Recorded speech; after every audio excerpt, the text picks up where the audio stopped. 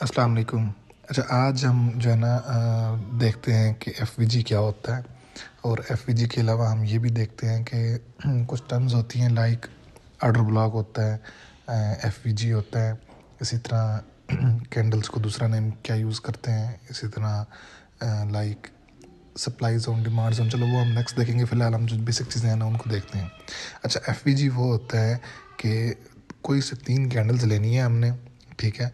अगर तो पहली कैंडल और जो तीसरी कैंडल है उनके दरमियान कोई गैप मौजूद है ना, उसको हम एफ कहा करते हैं। एफ का मतलब ये होता है फेयर वैल्यू गैप। एफ से फेयर, वी से वैल्यू और जी से गैप, फेयर वैल्यू गैप, ठीक है। अच्छा, अब मिसाल के तौर पे मैं यहाँ पे अगर एग्जांपल दूँ आपको, तो यहाँ पे काफ़ी ज़्यादा F like fair value gaps जो है ना पड़े हुए हैं। मिसाल के तौर पे मैं आप अगर मेरे ये जो प्लस का साइन है कर्सर के ऊपर ये देखें, तो ये रेड कैंडल बनी है छोटी सी, ठीक है। उसके बाद ग्रीन कैंडल ऊपर गई है। अब जो तीसरी कैंडल बनी है ना, ये ऊपर से ही ऊपर चली गई है यहाँ से। तो अब फर्स्ट कैंडल और जो थर्ड कैंडल है, इनके बीच का जो गैप है ना, इसको हम क्या कहते हैं? Fair value gap. ये बहुत इंपॉर्टेंट होते हैं। ये इंपॉर्टेंट कैसे होते हैं ये हम नेक्स्ट पढ़ेंगे, जब डिटेल में हम देखेंगे ना इन चीज़ों को, तब आपको समझ आएगा। फिलहाल आपने याद ये रखना कि एफ क्या होता है, ठीक है। सिमिलरली आप ज़रा ऊपर देखें यहाँ पे, तो यहाँ पे क्या बना? ये रेड कैंडल बनी, ठीक है। ये ग्रीन है आगे, उसके बाद ये कैंडल यहाँ से शुरू हुई। तो अब आप देखें कि ये बीच में क्या बना, ये जो गैप है इसको हम क्या कहेंगे? एफ तो ये फेयर वैल्यू गैप है, ये फेयर वैल्यू गैप है। लेकिन अब देखें, ये पहली कैंडल है ग्रीन वाली, उसके बाद ये रेड कैंडल है, उसके बाद ये ग्रीन कैंडल है। लेकिन इन तीनों कैंडल्स के बीच में फेयर वैल्यू गैप नहीं है। क्यों नहीं है? क्योंकि इस ग्रीन कैंडल के आगे जो ये रेड कैंडल है, ये नीचे तक आई है, ठीक है। इसने कोई बीच में गैप छोड़ा नहीं है। तो इस चीज़ को आपने याद रखना है कि एफ होता क्या है, आपने प्रैक्टिस करनी है। ये देखें, जैसे ये ग्रीन कैंडल है, ठीक है, ये वाली जहाँ पे मेरा प्लस का साइन है, उसके बाद आगे ग्रीन है, फिर अगली जो ग्रीन है वो यहाँ से शुरू होकर ऊपर चली गई है। मतलब प्रेशर है, बायर का प्रेशर है, और वो मार्केट तेज़ी से ऊपर चली गई है, और बीच में ये फेयर वैल्यू गैप छोड़ गई है, ठीक है। तो ये चीज़ें जो है ना आपने देखनी है कि फेयर वैल्यू गैप। फिर अब इस कैंडल को लेके अगली कैंडल को देखें, और जो तीसरी कैंडल है उसको देखें, तो ये दरम्यान में ये फिर फेयर वैल्यू गैप बन गया, ठीक है। फिर हम इसको अगर फर्स्ट कैंडल कंसिडर करें, इसको सेकंड कैंडल कंसिडर करें, इसको थर्ड करें, इस वाले को ग्रीन को, तो अब यहाँ पे देखें ये अगेन फेयर वैल्यू गैप बन गया, ठीक है।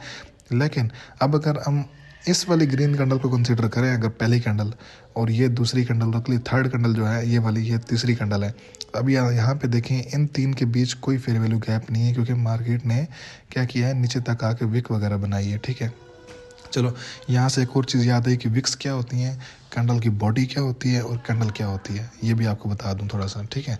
अब विक जो होती है ना, मिसाल कैंडल का तो पता है आपको। कैंडल जैसे हम अगर हम फिजिकल लाइफ में, प्रैक्टिकल लाइफ में देखें, जैसे एक मोमबत्ती होती है ना, उसको कैंडल कहते हैं, ठीक है। अब कैंडल क्या होती है? कैंडल जो है नीचे से शुरू होती है, ठीक है, और ऊपर जो है ना, उस कैंडल के ऊपर आप देखते हैं कि थोड़ा सा ना धागा लगा होता है, लाइक जिसको जलाते हैं हम। तो सेम उसी को ही, ये भी वही कैंडल है सेम। बस इसमें फ़र्क क्या है कि इस कैंडल के ना जो ये मोटा एरिया होता है ना, लाइक बोल्ड एरिया, इसको हम कहते हैं कैंडल की बॉडी, ठीक है, जिसके अंदर मोम वगैरह समझ लें होती है। अभी कुछ ऊपर निकला हुआ है थोड़ी सी, और थोड़ा सा देखें यहाँ से नीचे निकली हुई है, ठीक है। ये देखें, जो ये धागा टाइप निकले हुए ना, इन धागों को जो कहते हैं वो कहते हैं विक्स, ठीक है। लाइक ये कैंडल की विक्स है। जैसे अब ये ग्रीन कैंडल, अब देखें इसकी ऊपर वाली साइड पे ज़्यादा विक है, ठीक है, और नीचे वाली साइड पे क्या है, छोटी सी विक है, थोड़ी विक है। तो इसका मतलब क्या हुआ? अगर ग्रीन कैंडल के अंदर ये सीन होगा कि ऊपर वाली साइड ज़्यादा विक होगी और नीचे वाली साइड कम विक होगी, तो इसका मतलब ये होता है कि ये कैंडल बायर्स, ग्रीन, जब ग्रीन कैंडल होगी तो उसको वो बायर्स की निशानी होती है। रेड कैंडल, अगर कैंडल के अंदर रेड बॉडी हो, उसको वो किस चीज़ की निशानी होती है? सेलर्स की। और कैंडल के अंदर अगर ग्रीन बॉडी हो, बोल्ड एरिया लाइक ग्रीन हो, वो किस चीज़ की निशानी होती है? बायर्स की। मतलब ये था कि पहले बायर्स इसको ऊपर लेके जा रहे थे, ठीक है, लेकिन ऊपर से ना सेलर्स का प्रेशर आ गया। सेलर्स का जब प्रेशर आया है तो उनने नीचे पुश किया है, और जो कैंडल की जो लाइक बॉडी थी, ग्रीन एरिया था, वो छोटा हो गया। तो इसका मतलब क्या हुआ कि जो ऊपर वाली साइड अगर विक्स ज़्यादा है, तो ये क्या हुआ कि सेलर्स का प्रेशर है, और नीचे अगर ज़्यादा होती तो वो बायर्स का प्रेशर होता है, क्योंकि बायर्स ऊपर लेके जा रहे हैं। अब देखो, यहाँ पे उन्होंने ऊपर से पुश किया है ना, तो अगली कैंडल देखो थोड़ी सी सेल हुई है, यहाँ पे फाइटिंग चल रही होगी उन देने की ना।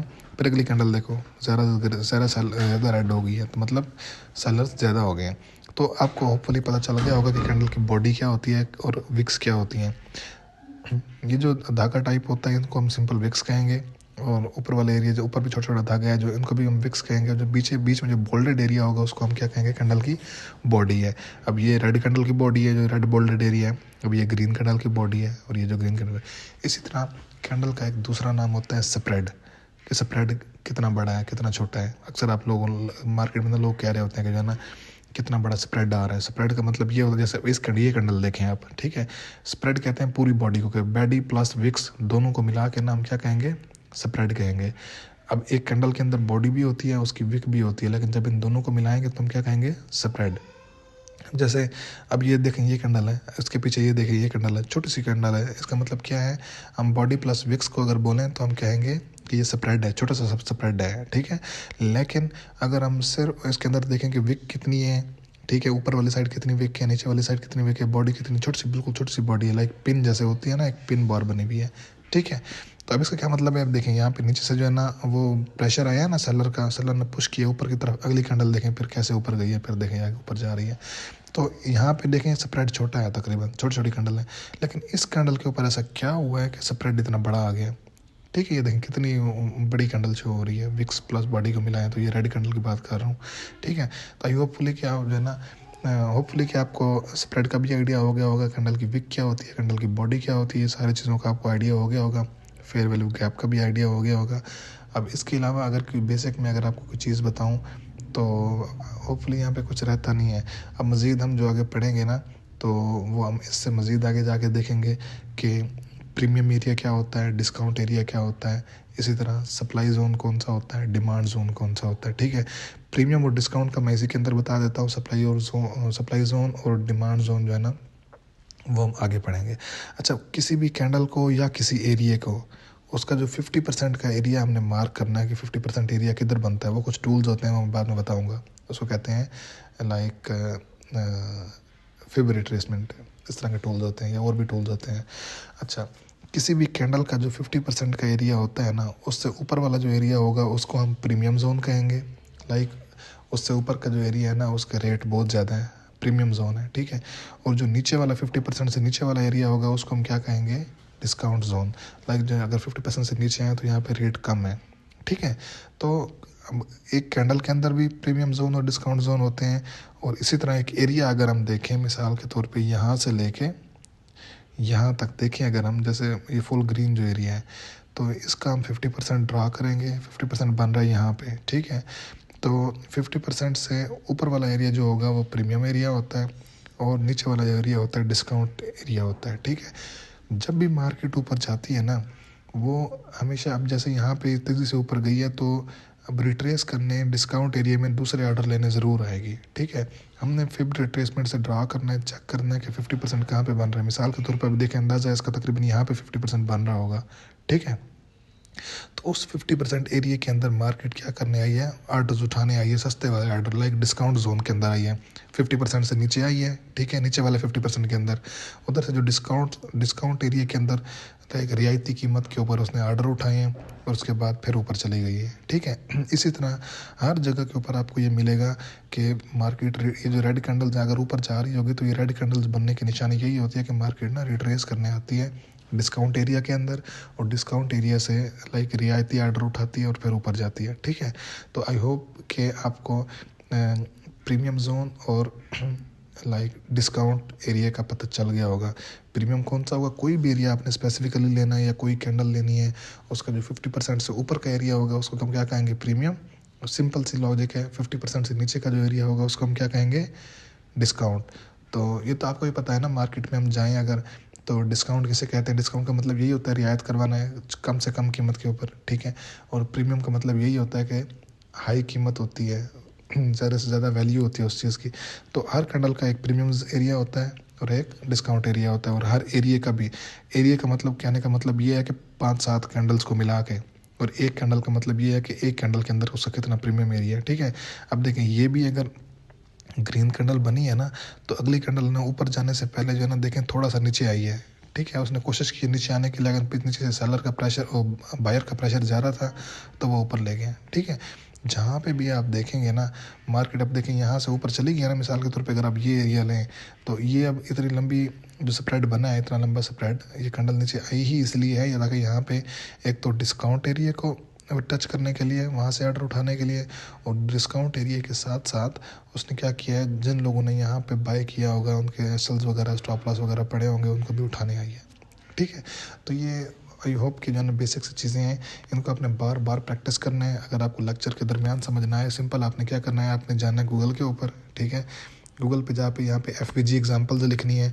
ये देखो ये बता रहा है कि फेयर वैल्यू गैप क्या होता है। अभी मैं आपको बता रहा था ना, पहली और थर्ड कैंडल के बीच वाला जो एरिया होता है उसको फेयर वैल्यू गैप कहते हैं। ये देखो ये काफ़ी सारे एग्जांपल्स दिखा रहा है।